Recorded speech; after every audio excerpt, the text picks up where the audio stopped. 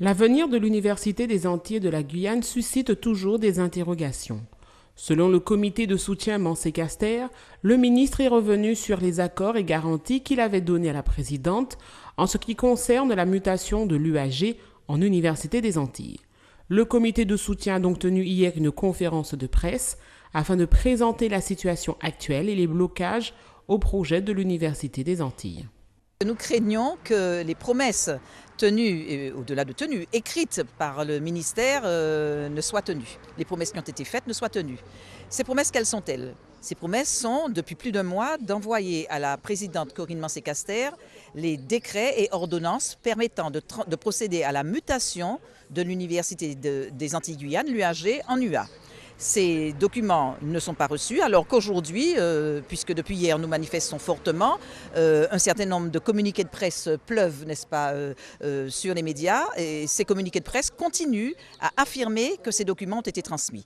Alors c'est très grave, pourquoi? Parce que ces affirmations contraires à la vérité font monter la pression en Guyane qui porte la présidente Corinne Mancé-Caster responsable d'un blocage. Aucun blocage ne vient d'elle. Elle n'a pas reçu les documents que le ministère s'est engagé à lui envoyer. Elle a reçu des documents de travail, des documents obsolètes qui ne sont pas datés, qui ne sont pas signés, qui ne sont pas visés. Et c'est sur la base de ces documents qu'une navette a été entamée entre elle et le ministère.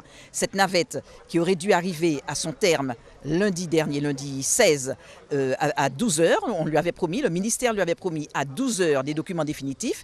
Elle n'a jamais reçu ces documents définitifs. Donc c'est des documents qui ne sont pas valables et sur la base desquels elle ne peut pas procéder aux consultations nécessaires pour engager le processus. Je crois qu'il y a du dilatoire dans l'affaire. On veut gagner du temps. Le ministère joue la montre. Ça fait plus de 7 mois que cette affaire a commencé.